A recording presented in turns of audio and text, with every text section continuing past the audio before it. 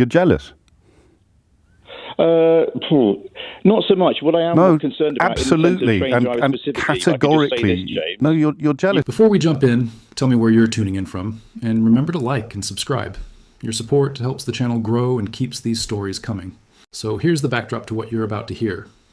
With resident doctors in the UK preparing for strike action, the usual media machinery has snapped straight into place. Headlines are being sharpened, narratives are being recycled, and the public is being nudged, not subtly, toward resentment. Instead of asking why essential workers feel pushed this far, the focus shifts to turning people against them. And that's where callers like this one come in. He rings up convinced he's cracked the code, convinced that his own tough experiences give him moral authority to lecture striking workers about sacrifice, duty, and just getting on with it. He's been marinated for years in anti-union talking points, fed the idea that collective action is selfish, disruptive, even dangerous. What he doesn't realize, not even slightly, is that he's about to walk straight into a logical trap so clean, so precise, that there's no way out. James doesn't shout him down. He doesn't mock him. He simply asks the questions that expose what's really going on underneath. Envy dressed up as principle, resentment disguised as realism, and a worldview that has been carefully shaped to make ordinary people argue against their own protection. Watch closely, because this isn't just one caller being challenged. It's a live demonstration of how easily people can be turned against workers fighting for fair treatment, and how quickly that illusion collapses when someone actually interrogates it. Let's get into it, and I'll give you my thoughts at the end. I was in the armed forces as a very young officer for about 8-10 years. And I was on a short service commission, which effectively means, for gig economy. I didn't know this at the time, but I was made redundant without any redundancy pay. I was actually just summarily dismissed because they decided to remodel and reshape the armed forces for the future. And this goes on all the time. So I don't really buy the argument that you can't change someone's terms and conditions when the current climate, technology advances, things are happening and changing all the time. No, but you said you didn't realise what your terms and conditions were. Well, I was 19 when I signed up for the Army. Yes. I got commissioned as an officer. I thought I was in for life, and I committed my life to the Army. I went on some pretty horrendous operational tours. No pay rises, no ability to strike, no crown immunity. Yes. No, all these things happened. And no rights or protections when they decided to get rid of you. So I'm not quite sure what you're. Are you on 2 weeks' notice? Yes, I know that's appalling. Are you suggesting that because that happened to you, you're in favour of it happening to other people? No, but what are you suggesting then?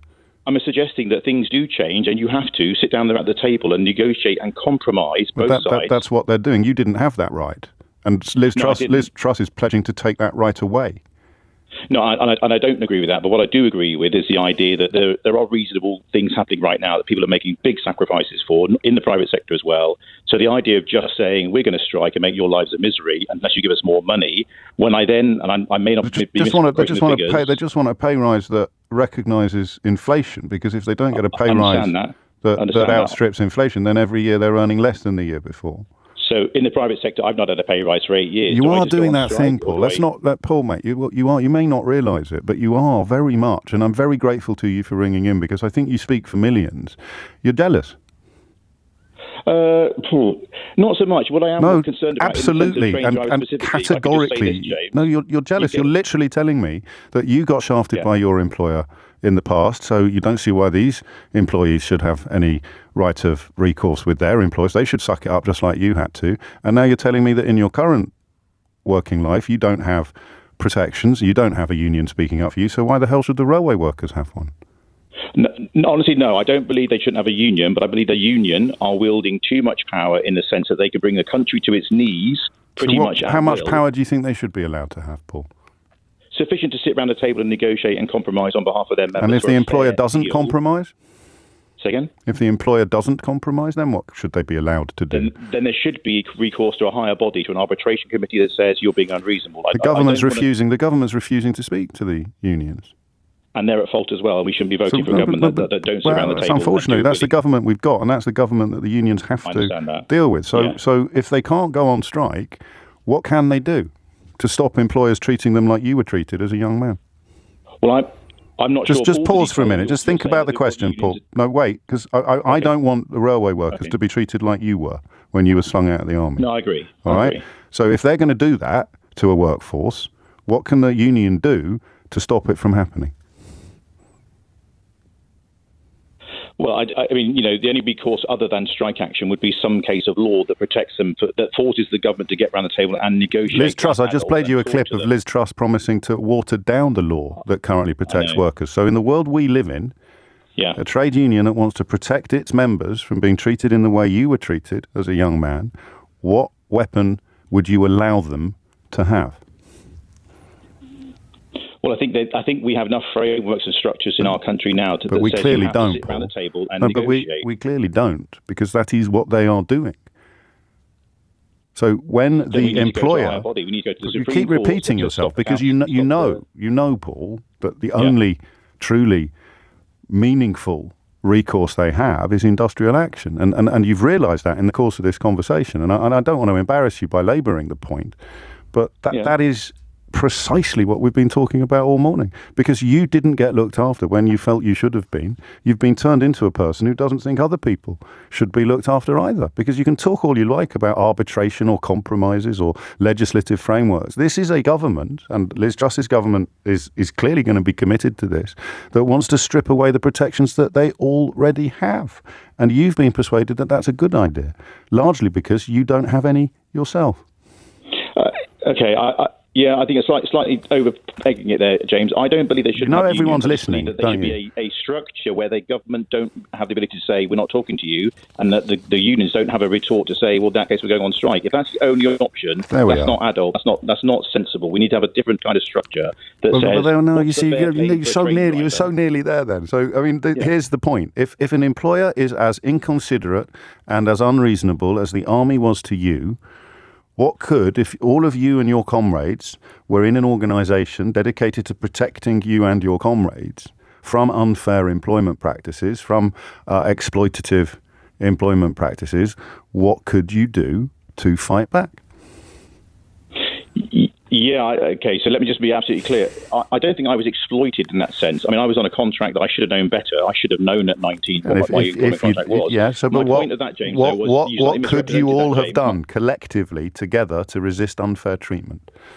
What would have been the most effective weapon in your arsenal? An unfair treatment from your employer directed at a small number of your comrades, but you're all going to join forces to resist it. What would be the most effective way of resisting it, Paul? I don't agree with it, but it would have been to lay down our weapons and not do what we were signed up to do. It would be to completely, to don't turn up to work. So so the only recourse to justice that you had is something that you don't agree with. I mean, the army is a special case, of course, but you wouldn't extend that to railway workers. If your father's on an operating table and all the surgeons go on strike, what do? Do you think, oh, that's fine, they need more money because they're working really hard, but my dad just died of a heart attack on an operating table? That's where I don't agree. If nurses can go on strike, we both know, don't we, that they're not going to go out on strike in the middle of an operation, Paul. So again, I don't want to embarrass you, but we're talking about railway workers today, and I think still I'm not going to be able to quite crack the final nut here, but your opposition to industrial action is built upon envy, because you don't have recourse to those sorts of protections and rights. And here's the thing that perhaps I should have said a little earlier: I think you deserve them too. I'm not sure. I'm not sure that would work with the armed forces if they're not in the armed forces, Paul. They threw you out because you didn't understand your terms and conditions and you didn't have a union. I think you deserve them too. And the mystery of today's phone-in is why you don't think you deserve them. Well, but, you sign up to a job, you do the job as best as you can, things do change, and you have to adapt. And if that means you need less soldiers and less officers, then some have to go. You're not in the army anymore. No, but are you referring back to that situation? No, I'm not. I'm talking about you today. Today, right now, I think you deserve the protection and the dignity that a union can afford, and I'm very, very sorry that you don't have it. Okay. Can I make one very final point? So I did say two, and the last one is this, and I may have the exact figures wrong, but my understanding is a junior doctor does about 7 years' worth of training and comes out on about 40 grand a year as a junior doctor in a ward somewhere. Something like that. I'm led to believe, and you may tell me it's a lot less or a lot more, but I'm pretty sure it's about 40 grand. Well, and your point as I understand it, an average train driver's on about 48 grand. They want more. We've already covered this. Number one, the train drivers aren't on strike today. And number two, that is an argument for paying doctors more, not for paying railway workers less, Paul. Why is it not the other way around? Why is it not that the doctors are getting enough and the train drivers are getting too much? How is that not a valid argument? Because the doctors don't have the union strength that the railway workers have. And just like you, I wish they did, just like I wish you did. Do you see it now? Is £48,000 the right amount of money? You just made that number. You just backwards and drive a train. Oh, and now you're getting that. So now we're going down. Now we're going down the Rupert Murdoch route. I mean, what do you want me to do? Remind you of the recent rail disasters where people have died? Well, you pretend that it's a trivial job. Just accept the generous. No, James. No, I'm not saying just accept the generous and what you are. You're just saying pushing a lever all day long. That is a description of something trivial. All right, I've done my best. James, I've done my best, Paul. I wish that you had access to the sort of rights and protections that railway workers have. This is the moment where the whole argument quietly collapses in on itself, and it's fascinating to watch it happen in real time. The caller is trying to sound reasonable here. He says he wasn't exploited. He says he signed a contract, young, maybe naive, maybe he should have known better. And that framing matters because it lets him avoid confronting the real issue. He's internalized the idea that mistreatment is just part of life, something you endure, something you swallow. No complaint, no resistance, just adapt. And then James does something very deliberate. He doesn't argue. He doesn't lecture. He asks a single surgical question. If you and your colleagues were being treated unfairly, what could you have done together to resist it? That's the trap. Because the answer is obvious and unavoidable. Collective action, withholding labor, refusing to comply, not turning up. The caller even says it himself, almost reluctantly, as if he knows where this is going but can't stop walking forward. The only meaningful power workers ever have is the power to act together. And yet, seconds later, he rejects that exact idea when it applies to anyone else. This is where James lands the real point, and he does it without cruelty. He names the emotion driving the resistance, not logic, not fairness, but resentment. Envy turned into ideology, a sense that if you were denied protection, dignity, or leverage, then nobody else should be allowed it either. And the caller keeps circling back to hypotheticals designed to derail the discussion. Surgeons walking out mid-operation, lives supposedly hanging in the balance. James calmly dismantles that too. We're not talking about emergency surgery. We're talking about rail workers. We're talking about planned, lawful industrial action. The extreme example is a distraction, not an argument. Then comes the final pivot, comparing salaries, doctors versus train drivers, who deserves more. And again, James refuses the bait. If doctors are underpaid, that's an argument to raise their wages, not to drag everyone else down. The fact that some workers have stronger unions isn't evidence of excess. It's evidence of what collective bargaining actually achieves. And that's the quiet tragedy of the call. The caller's arguing against the very mechanism that would protect him. He doesn't have a union, so he's been taught to see unions as the enemy. He lacks leverage, so he resents anyone who has it. He's been convinced that fairness is a zero-sum game. James' closing line isn't a put-down, it's almost an apology. He tells the caller something the media never does. You deserve these rights too. You deserve protection. You deserve dignity at work. And the real mystery isn't why workers strike, it's why so many people have been persuaded to argue against their own interests. That's not just one caller being challenged. That's a worldview being exposed.